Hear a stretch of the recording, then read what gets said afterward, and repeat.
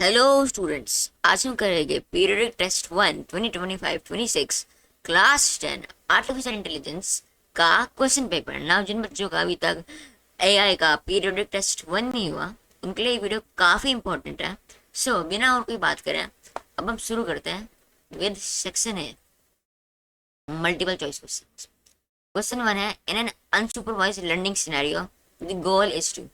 ना जैसे हमने पढ़ा था, there are three types of learning: supervised, unsupervised और रीइंफोर्समेंट। सुपरवाइज्ड लर्निंग में जो डेटा होता है वो लेबल डेटा होता है, मतलब उस डेटा में आंसर्स पहले से ही दिए जाते हैं। और जो अनसुपरवाइज होता है उसमें अनलेबल डेटा होता है, मीनिंग जो एआई है उसको रिलेशनशिप्स और जो स्ट्रक्चर्स हैं उनको ऑटोमेटिकली ढूंढना पड़ेगा और उसके बेस में ग्रुप करेगा। और फाइनली आप रीइंफोर्समेंट लर्निंग को एक तरह से ट्रायल एंड एरर समझ सकते हो। कौन सी ऐसा सिनेरियो होएगा जिससे जो एआई है उसको बेनिफिट मिलेगा और कौन सा नुकसान मिलेगा। जिसमें बेनिफिट मिलेगा वो उस वाली सिचुएशन को, उस वाले सिनेरियो को अडॉप्ट करेगा। सो ये थ्री टाइप्स ऑफ लर्निंग है। ना हमें जानना है कि अनसुपरवाइज लर्निंग में गोल क्या होता है। So the goal in unsupervised learning is to identify patterns and relationships within label data. Unsupervised learning में अनलेबल डेटा दिया जाता है और उस अनलेबल डेटा के बेसिस में जो एआई है उसको अपने आप से बिना कोई ह्यूमन इंटरफेरेंस से पैटर्न्स और रिलेशनशिप्स फाइंड करनी होती है ताकि वो सिमिलर ऑब्जेक्ट्स को बाद में आइडेंटिफाई कर सके। एग्जाम्पल ले लो आप ऑरेंज, बनानास और एप्पल्स का। जो ये डेटा है ये अनलेबल्ड है, तो एआई को जो है ना अपने आप से जो प्रॉपर्टीज हैं डिफरेंट चीज़ों की उनको निकालनी होगी। जैसे कि जो ऑरेंज है उनका कलर ऑरेंज होता है, जो एप्पल्स है उनका कलर रेड होता है। इसके बेसिस में जब आप नेक्स्ट टाइम उसको डिफरेंट इमेजेस हो गए एप्पल्स, बनानास, ऑरेंजेस की, तो ऑटोमेटिकली समझ जाए कि ये कौन सा होना चाहिए। whether it is an apple, it is an orange, it is a banana based on its color alone। ठीक है। So option B, identify patterns and relationships within label data, ये करेक्ट आंसर होगा। फिर सी, train N AI, ये तो next question करते हैं अब हम। Physical exercise is used as a stress management technique because. जो फिजिकल एक्सरसाइज होती है उसको हम एज स्ट्रेस मैनेजमेंट टेक्निक की यूज करते हैं। वेल ये हमारे ऑप्शन है। It improves blood circulation, improve self image, makes us feel better. ना ये सारे के सारे रीजन करेक्ट है। फिजिकल एक्सरसाइज हमारी ब्लड सर्कुलेशन, मतलब कितना फास्ट हमारा ब्लड पंप होता है, ये भी तेज होता है। हमारी सेल्फ इमेज भी बढ़ती है because we become stronger and also makes us feel better. So जो option D, all of the above है, ये करेक्ट आंसर होएगा। फिर GUI स्टैंड्स फॉर। ना जो UI होते हैं उसके टू मेन टाइप्स होते हैं, मेन टाइप्स। एक होता है GUI और एक होता है CLI। फर्स्टली जो UI होता है वो होता क्या है? UI stands for user interface. जैसे कि यहाँ का हर एक ऑप्शन में करता है यूज नहीं, यूजर इंटरफेस। ठीक है, user interface, that is what UI stands for. जैसे जो मैं एप्लीकेशन यूज कर रहा हूँ आपको पढ़ाने के लिए, ये वाइट बोर्ड, जो इस साइड में ये बार है या जो ये बार है, ये सब क्या माना जाएगा? All of this is an example of UI। ये सारा का सारा मेरा यूजर इंटरफेस है, ये सारे रिसोर्सेज है जिनसे मैं आपको इस वीडियो से पढ़ा रहा हूँ। सो ये एग्जाम्पल है UI का। ना जो UI है उसके टू एग्जाम्पल्स होते हैं, टू टाइप्स होते हैं। एक तो होता है GUI और एक होता है CLI। CLI meaning command line interface, जिसमें जो यूजर्स होते हैं वो कमांड्स को टाइप करते हैं, टेक्स्ट कमांड्स को टाइप करते हैं, और जो एप्लीकेशन है वो उन कमांड्स के बेसिस में डिफरेंट प्रोसेसेस को एग्जीक्यूट करता है। अगर आपके पास एक विंडोज़ पीसी होएगा या लिनक्स पीसी होएगा, लेकिन इस केस में विंडोज़ लेते हैं, तो विंडोज़ पीसी में कमांड प्रॉम्प्ट होता है। जो कमांड प्रॉम्प्ट है वो एग्जाम्पल होएगा as a CLI, command line interface. लेकिन जो ये सॉफ्टवेयर है या जो यूट्यूब है या जो गूगल है या जो भी टाइप की एप्लीकेशन है वो सारी एग्जाम्पल्स हैं GUI के। क्यों?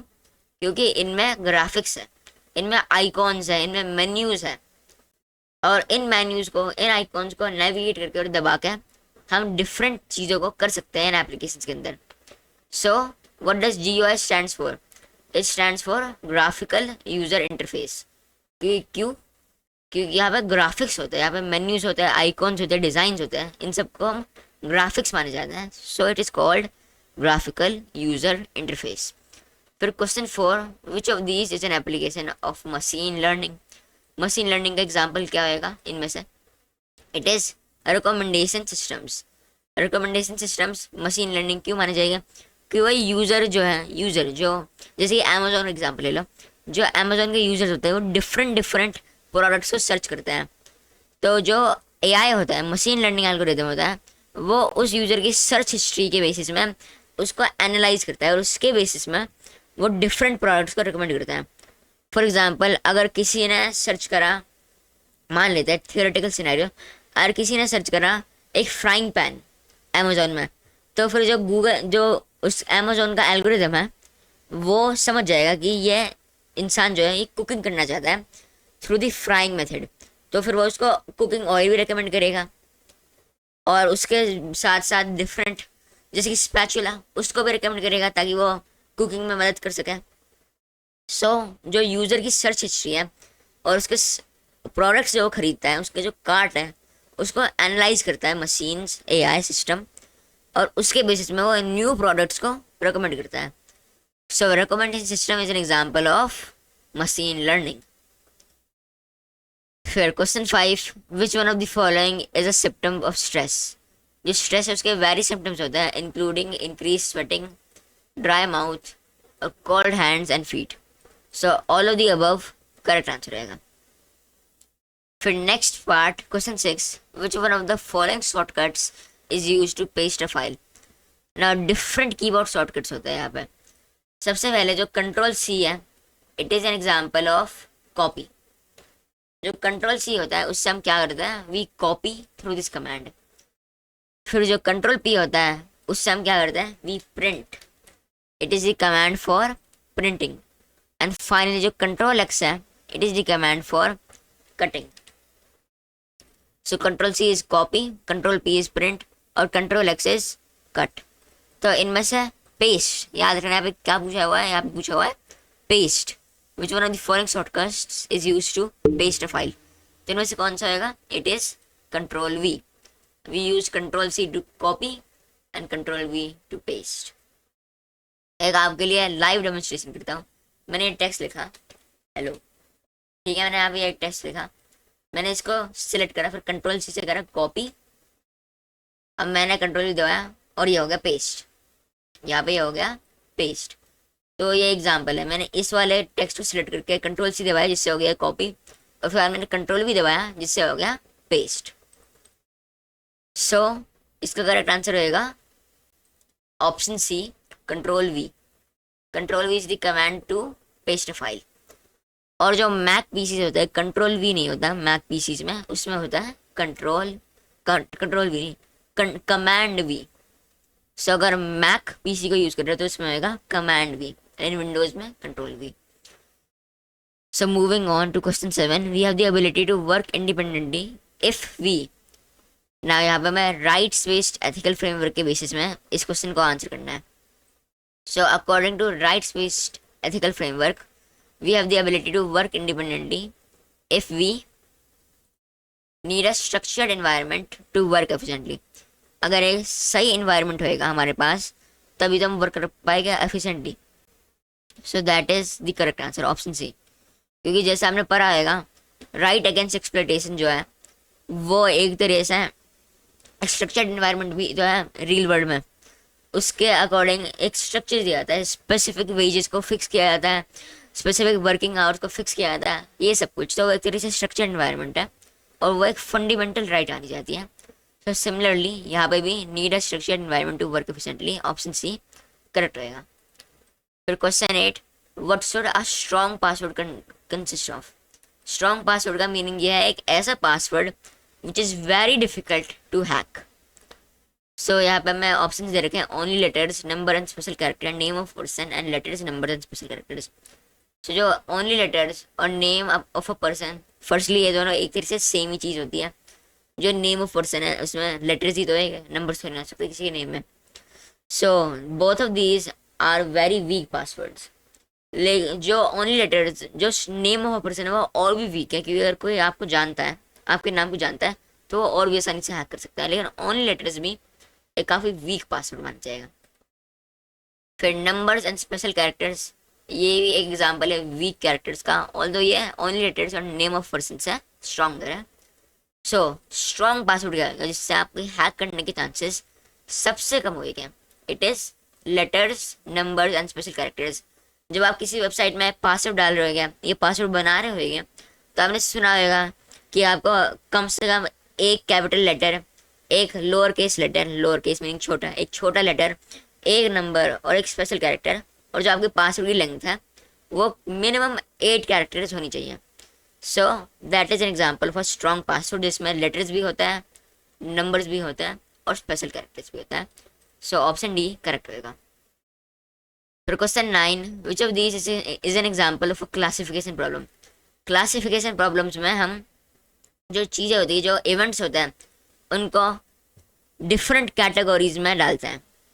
सो ये हमारे ऑप्शन है, predicting house prices, grouping customers based on spending, predicting temperature. ये दोनों प्रिडिक्शन के बेसिस में, तो ये तो इनकरेक्ट हो गया। और जो ऑप्शन बी है, grouping customers, it is clustering, उसमें आप क्लस्टर करते हैं लोगों को, या किसी स्पेसिफिक प्री डिफाइंड कैटेगरी में नहीं डालते हैं। सो बी भी करेक्ट होगा। इसलिए जो ऑप्शन सी है, determining if an email is a spam, ये करेक्ट होगा। ये इसमें 2 ही चीज़ों में आप क्लासीफाई कर सकते हो, whether the email is a spam और नॉट अ स्पैम, 2 ही पॉसिबिलिटीज है। So it is a classification problem, क्योंकि आप 2 चीज़ों में कैटेगराइज करते हो ईमेल को, whether it is a spam और नॉट अ स्पैम ईमेल। फिर question 10, which algorithm is primarily used in image related tasks. कौन सा एल्गोरिथम यूज किया जाता है for image related task like face recognition. तो कौन सा एल्गोरिथम यूज किया जाता है? इट इज CNN, न्यूज़ वाली वेबसाइट नहीं, एक दूसरा CNN, it is convolutional neural network.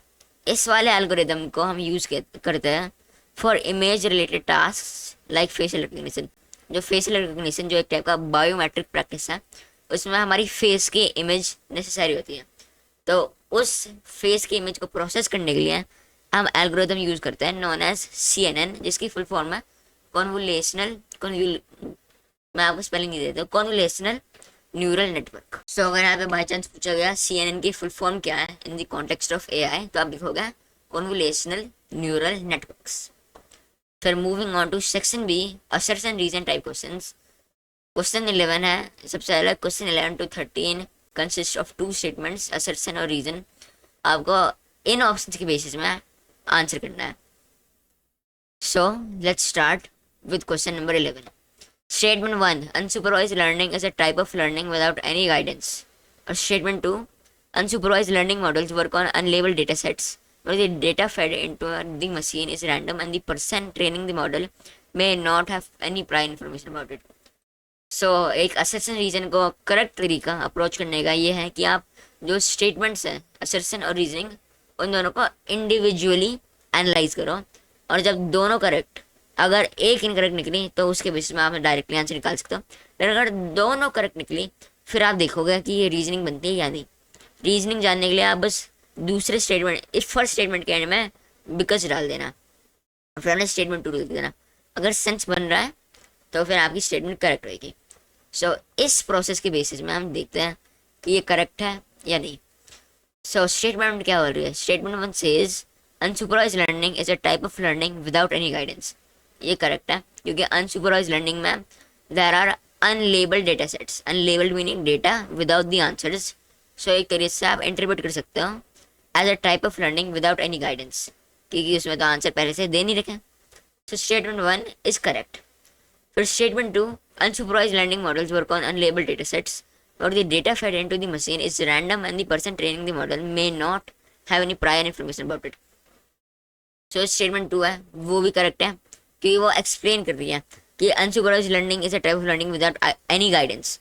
तो उसमें नो गाइडेंस कैसे होता है? इसका रीजनिंग है that it works with unlabelled data sets, जिसमें data is fed into machine, और जो पर्सन है which is training the model they may not have prior information about it. So statement भी करेक्ट है, स्टेटमेंट असर्शन भी correct है, reasoning भी correct है। Now we want to see whether there is an explanation. So अगर आप because डाल दोगे, so unsupervised learning is a type of learning without any guidance because unsupervised learning works on unlabelled data sets. हमें यहाँ तक ही जरूरत है। So because से भी सेंस बन रही है, it is a type of learning without any guidance because it works with unlabelled data set. So statement 1 भी करेक्ट है और स्टेटमेंट 2 भी करेक्ट है और एक्सप्लेनेशन भी सही है। तो इसका आंसर क्या आएगा? It will be both A and R true and R is the correct explanation of A. Okay, so first का आंसर होएगा option A, both A and R true and R is the correct explanation of A. So let's move on to the next part, question 12. Statement 1, neural networks are the backbone of deep learning algorithms. Statement 2, neural networks use vast amounts of data. So first statement, neural networks are the backbone of deep learning algorithms. Correct है कि जो deep learning algorithms होता है they use data, और जो neural networks होता है they house the data. उनमें सारा जो डेटा जो deep learning algorithms को जरूरत होती है दे होल्ड दैट डेटा, उनके पास वो डेटा होता है। सो स्टेटमेंट करेक्ट होगी। फिर स्टेटमेंट करेक्ट है। सो statement 2, neural networks use vast amounts of data, ये भी करेक्ट है कि जो डीप लर्निंग एल्गोरिथम होता है it is a subset of machine learning, और डीप लर्निंग में बहुत सारे डेटा की जरूरत होती है, मशीन लर्निंग से भी ज़्यादा डेटा की जरूरत होती है डीप लर्निंग में। So neural networks use vast amounts of data. Statement 1 भी करेक्ट है, स्टेटमेंट 2 भी करेक्ट है, और जो एक्सप्लेनेशन है वो भी करेक्ट है। वाई? क्योंकि neural networks are the backbone of deep learning algorithms और neural networks use vast amounts of data. However ये एक्सप्लेनेशन इनकरेक्ट है। एक्सप्लेनेशन इनकरेक्ट क्यों है? क्योंकि ये तो करेक्ट है that neural networks are the backbone of deep learning algorithms, लेकिन यहाँ पे बोल रखा है neural networks use vast amounts of data, ये अनरिलेटेड है। अगर आप बिकॉज भी डालोगे neural networks are the backbone of deep learning algorithms because neural networks use vast amounts of data, ये इनकरेक्ट है। अरे यहाँ पे लिखा था because deep learning algorithms use vast amounts of data, तब करेक्ट होता। तो स्टेटमेंट करेक्ट है, स्टेटमेंट 2 करेक्ट है, लेकिन explanation is not correct. So इसका आंसर क्या होगा? It will be B, both A and R true but R is not the correct explanation of A. तो सेकंड का आंसर है B, A and R are true but R is not correct explanation. फिर question 13, statement 1, you can wipe the screen with a soft cloth to remove any finger marks. ये correct है, जो statement 1 है it is correct. फिर statement 2, avoid leaving a device in the sun और in a closed car. So statement 2 भी correct है। अगर हम एक डिवाइस को एक सन या क्लोज कार में रखिएगा तो वो इनकरेक्ट होएगा, तो वो बैड होएगा, बिकॉज जो कंप्यूटर जो आपके फ़ोन की बैटरी है इट विल बी डैमेज्ड, और उसके साथ साथ आपका फ़ोन ओवर हीट भी हो सकता है। सो स्टेटमेंट करेक्ट है, स्टेटमेंट 2 करेक्ट है, और एक्सप्लेनेशन बन रही है नो, एक्सप्लेनेशन नहीं बन रही। क्यों? अगर आप बिकॉज डालोगे इनमें you can wipe the screen with a soft cloth to remove any finger marks because avoid leaving a device in the screen or in a closed car. ये दोनों all the correct piece of device है लेकिन ये unrelated है। सो जो question 13 है इसका भी आंसर होएगा, क्वेश्चन 13, हाँ क्वेश्चन 13 इसका भी आंसर होएगा both A and R are true and R is not the correct precision of A. So इसका भी आंसर है 3। सो फर्स्ट असेसन रीजन का आंसर है both A and R are true and R is the correct reason of A. So option A correct है, और 2 and 3 का answer है option B, both A and R are true but R is not the correct explanation of A. सो आपके लिए थोड़ा और आसान करने के लिए फर्स्ट का आंसर है, मैं इनके नीचे लिख देता हूँ डायरेक्टली। फर्स्ट का आंसर है ए, सेकंड का आंसर है बी, और फाइनली जो थर्ड है, थर्ड पार्ट ऑफ रीजन उसका भी आंसर है B. So A B B ये इसकी आंसर की। फिर सेक्शन सी, ये है 1 word आंसर क्वेश्चन या very short answer question. So section C में अब मूव ऑन करते हैं with first part, identify the model predicting weather for next 24 hours. Now, which type of model can predict the weather for the next 24 hours? It is numerical weather prediction also known as NWP।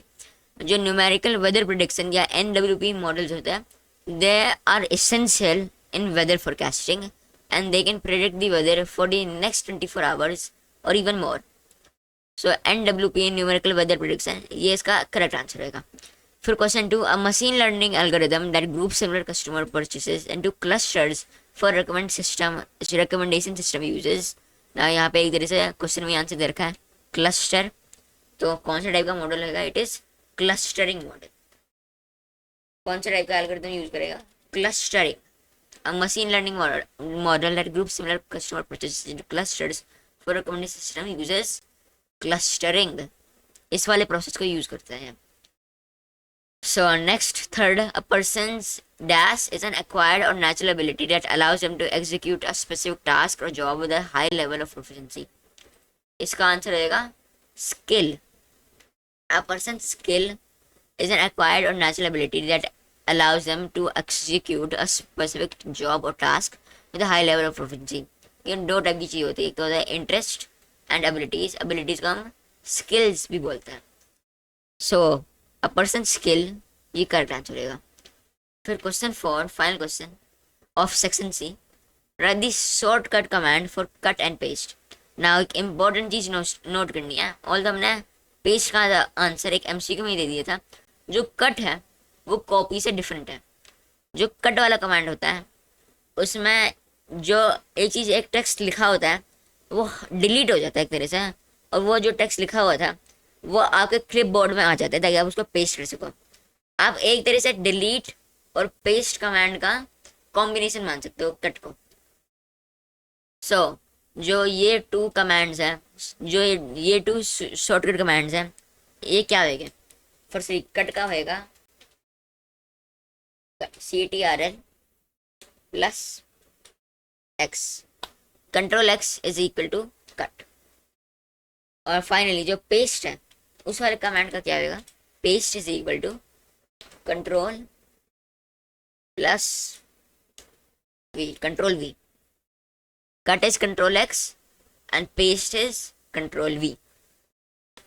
Also एक और चीज़, although मैंने MCQ जो paste का shortcut command बनाया था, मैंने although आपको बता दिया कि जो मैक कंप्यूटर्स है, जो एप्पल के कंप्यूटर्स होता है, ऑल्दो उनमें कमांड यूज़ किया जाता है। एक इंपॉर्टेंट चीज़ ये नोट करनी है कि आपको विंडोज़ के कमांड्स को यूज़ करना है अपने पेपर्स में, ठीक है? सो यहाँ पे ये मत लिख देना cut is equal to command plus X, वो गलत हो जाएगा। आपको स्ट्रिक्टली विंडोज़ को यूज़ करना है। So cut is equal to control plus X। काफ़ी ऑब्वियस सी चीज़ होगी, लेकिन फिर भी मेरे को लगा कि मैं आपको बता दूँ एज अ हेड्स अप। और विद दैट जो हमारा पूरा सेक्शन C2 सेक्शन है, section A to section C, ये पूरा कंप्लीट हो गया। नाउ सेक्शन D को करेंगे। Section D short answer type question को हम करेंगे इस वीडियो के नेक्स्ट पार्ट में। Till then I hope you all enjoy the video and learn something new, and best of luck for your AI PT1. Bye bye.